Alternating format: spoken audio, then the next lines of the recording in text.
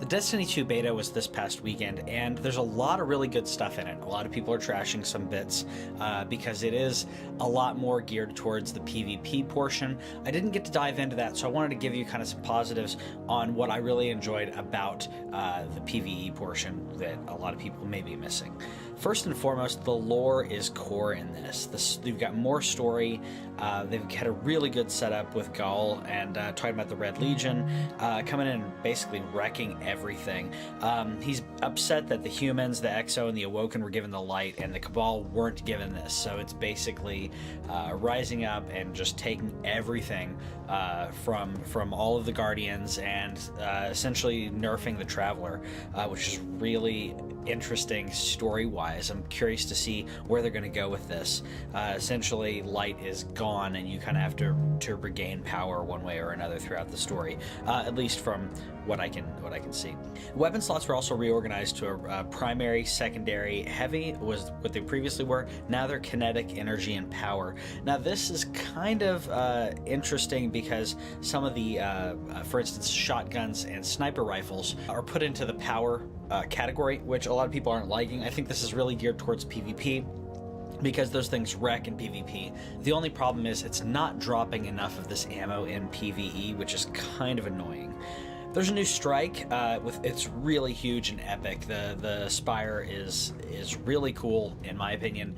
I think that how it's showing the gravity and the world as a whole is really cool. The scope of everything is enormous, and I'm really hoping that this is the smallest, just to give us a taste of it. I really enjoyed the strike.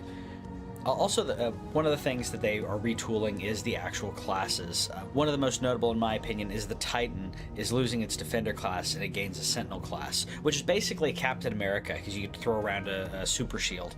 I don't have a problem with this. I think it's kind of cool. It does take away the bubble that people were using previously in strikes. It'll be interesting to see how they retool strikes to accommodate that.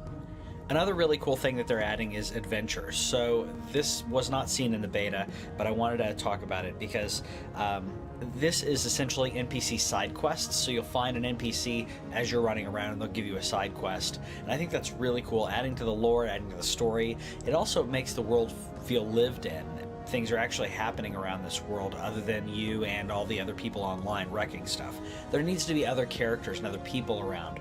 Dark Souls is a perfect example of it, showing that world is lived in and other people have goals and have histories within that world.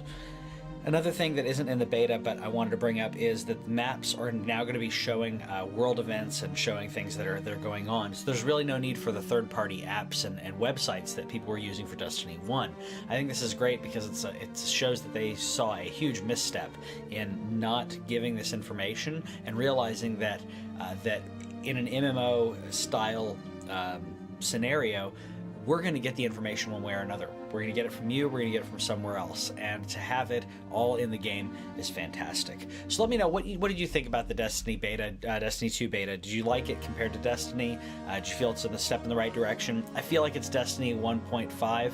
It's kind of fixing a lot of things that Destiny didn't get right.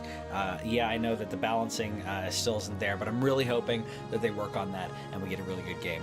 Until next time, guys.